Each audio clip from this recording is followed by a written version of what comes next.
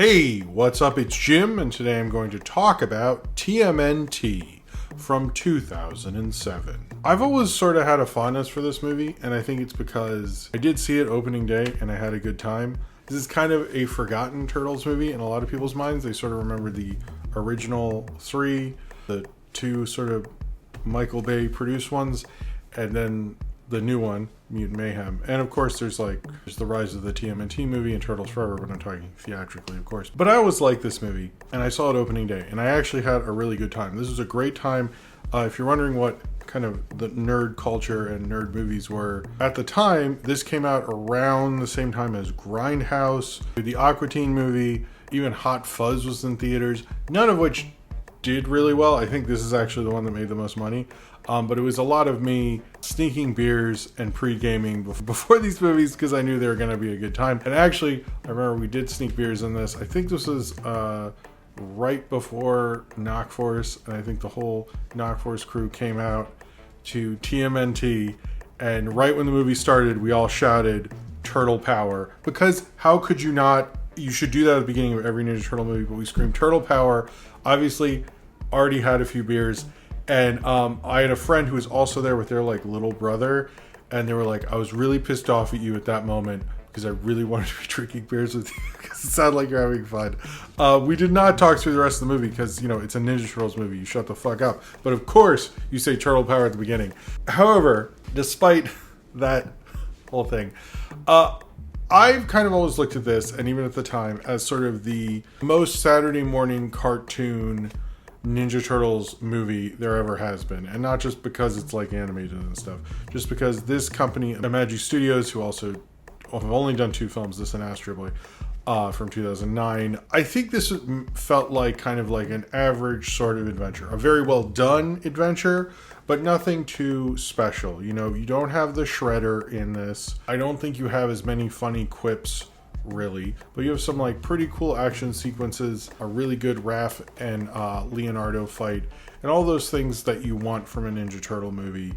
But I don't think it has kind of that special thing that brings it over the top, that makes it more memorable than a kind of a weird sort of offshoot animated film that kind of proved, I think, how much of a legacy brand such a weird property like Teenage Mutant Ninja Turtles actually is. TMNT is about the Ninja Turtles. They've kind of stopped being the Ninja Turtles. Leo has gone on an adventure. This is sort of a pseudo sequel to the first three movies. They hint at that at the end in a scene with various kind of artifacts that Splinter has from the various movies.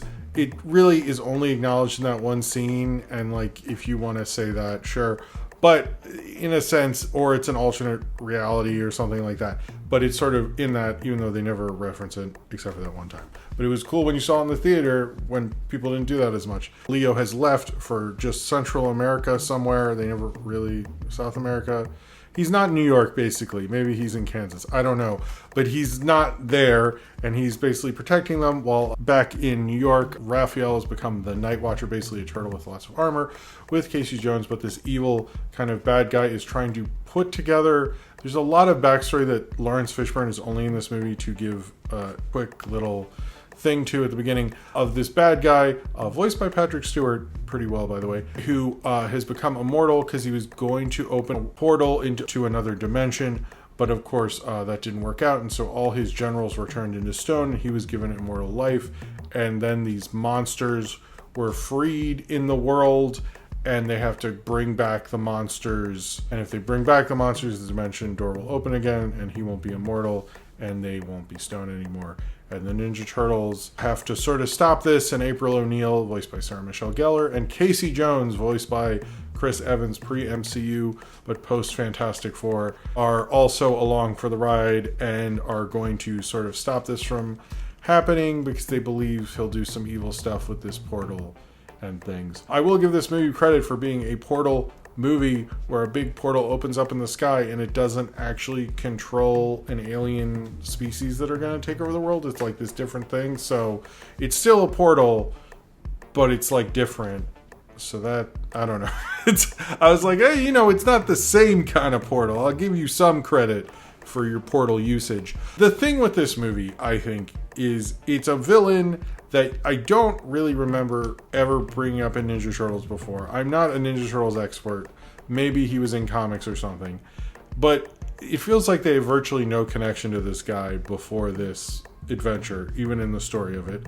And I don't think it's nearly as funny with Michelangelo and Donatello don't really get great arcs in this. And I do think that happens in Turtle stories where one of the turtles is kind of by the wayside, but it really felt like there weren't as many good Michelangelo jokes. Not that he's, the king of comedy or anything. And it just didn't feel mainly... I think it felt fun in terms of a fun Saturday morning adventure. It didn't feel fun normally. But I do think there are certain aspects of this that feel incredibly Turtles. One, that they have great action sequences. The Leo and Raph thing, like they're fighting on the rooftop in the rain. That felt really cool, actually. I still like that whole fight where he's like the night watchman and all that stuff, and Leo can't figure out who the night watchman is, even though it's like really obvious. Also, I think Imagi Entertainment or Imagi Studios, I hope I'm saying that right, they're being a smaller animation studio, and you can very much tell this is early CG, or it feels early CG. It wasn't that long ago, and CG had theatrical films for about 12 years when this happened, but it still felt more budget than your Pixar's and your DreamWorks and was a lot cheaper. But the first Ninja Turtles movie was an independent film, actually, and before Nickelodeon and Paramount bought them up, they were kind of an independent property. So them working with a smaller studio is actually pretty Ninja Turtles, actually. It was an indie comic. It's called Mirage Studios because there were no studios. That's the joke if you didn't know. They went to New Line Cinema. Like, they were always this independent entity, and kind of this being their last thing, I believe. I'm not exactly sure when they fully went to the whole Paramount thing. I mean, this was released by the Weinstein Company. Regrettably, I guess. This very much feels like kind of the last gasp of the independent-minded version of the Turtles. And it was, I felt at the time, like, oh, cool, the Turtles are back. And it almost feels like, I know there was a while before we got another Ninja Turtles movie after this, and we never got a sequel because Imagi Entertainment shut down. I do think this kind of showed, because this was #1 at the box office, it made it made something like $90 million. It kind of showed that this was a bigger brand than people realized, and this was before the wildly popular CG Ninja Turtle show that came out later. So it's interesting where this falls in. I think it really tests the waters and said, like, this is probably going to be around for a while, guys. This was not just a 90s thing that sort of had some other shows. This is a prominent pop culture brand, and I do think it showed that. One thing I like about Imagi Entertainment also is they really made like Saturday morning adventure action movies. Like, this feels very much like a kid's film. Like, when I knew what I was getting into, even though I had beers and was an adult person, and still am, I guess. I understood what this was. And the same thing with their Astro Boy, which I remember liking despite the butt rockets. If you want to see my review of it from 2009, I put it in an old review omnibus video. I'll have the timestamp link in the description if you want to check that out. I hope it's not too dated. It definitely looks crappier and it's a worse review than this, but I like their kind of fun Saturday morning cartoon action adventure vibe, and I thought that was a cool thing to have at the studios. This guy would go on to direct the Ratchet and Crank movie, I believe, right? As well as a co-producer on Strange Magic, so that's something. This was kind of a fun time for me in 2007, because nerd movies, like the kind of geek nerddom was like a lot of fun then. It was like, oh cool, you get an Aqua Teen movie, a Ninja Turtle movie, the best Edgar Wright movie, don't at me, it's true, which is Hot Fuzz, Grindhouse, Spider-Man 3. Okay, well, it worked. It was going... Look, it didn't end so well, but there was a good chunk where it was a lot of fun. And then Spider-Man 3 came out. But this movie sort of takes me back to that time. I like Sarah Michelle Gellar as April. Kevin Smith has a small cameo, which was a big deal at the time. I remember, I think Ian nudged me and was like, that's Kevin Smith. I was like, oh, okay. Yeah, it sounds like him. I remember taking my wife, which was like, I cannot imagine taking a girl in this fucking movie. I definitely...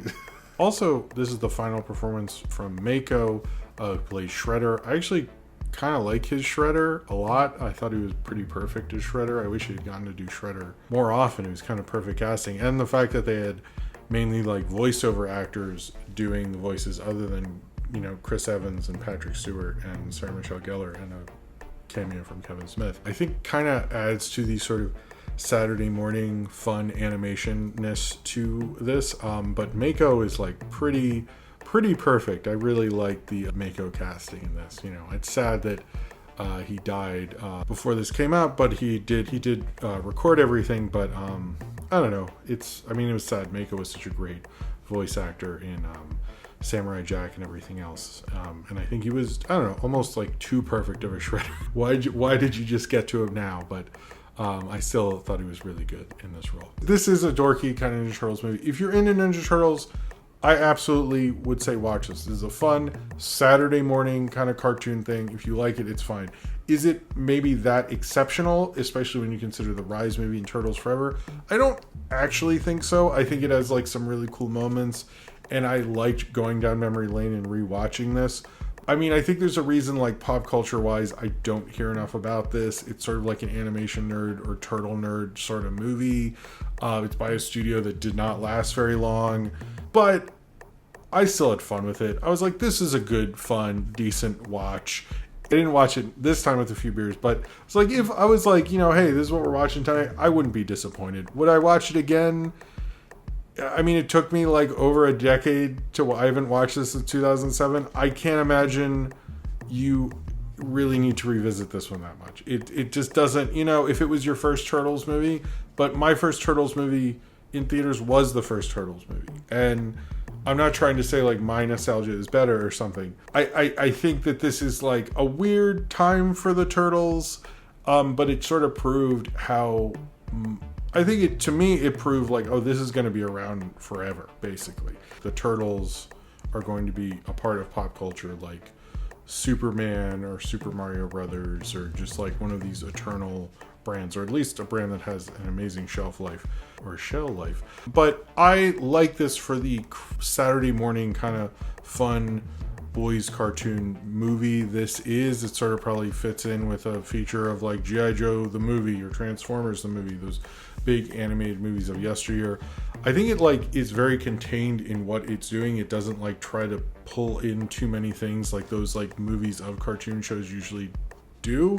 They're actually pretty smart at like, this is the story we're telling, even if it is sort of a dumb sort of Saturday morning type thing. They're very economical and essential to what they're doing entirely. Maybe too much so, because I wish they'd been a little more loose with it, but enough that like you still sort of fall in love with it. I think if you're rewatching Ninja Turtle movies and you're watching all of them, then yeah, you can put this in there. But I think in the whole legacy of it, I don't know if it stands out more than just kind of its odd place in time, but it is a very dated movie. So I think although a lot of turtle movies are, look at, they had Vanilla Ice in one. So I don't know. But I still have, you know, remember that dumb POD song with an action sequence that supposedly took like a year to animate. Like I'll always remember that. I'll always remember the Raph and Leo fight. So it has a lot more standout moments. I probably like it more than a bunch of the Michael Bay ones, which I don't really ever want to revisit. So it probably theatrically stands pretty well in terms of that. We'll see. I'm seeing this before I saw Mutant Mayhem.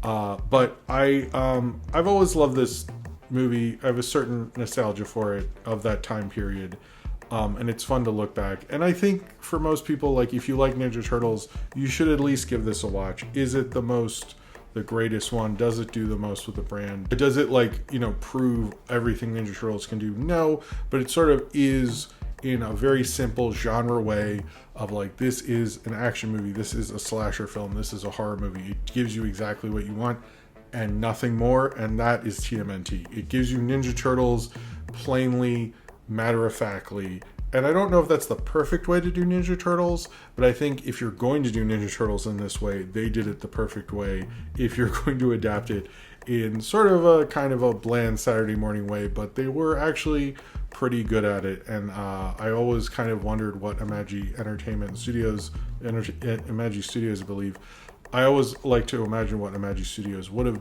done. I know they talked about a trilogy and stuff. If they continued, maybe they would have made even better ones after this. It feels like they were kind of very promising at the time. But if you want to see a good, solid Ninja Turtles movie, I think this is good at being that. It's good at being solid. It's good at just giving you Ninja Turtles and almost nothing more. But I think if that's what you want, a simple Ninja Turtles movie to sit back with and chill out and just give you that Ninja Turtles experience, TMNT, I think, is right for that. So if you have seen TMNT and you would like to talk about it, then comment below in the comments and subscribe if you would like to.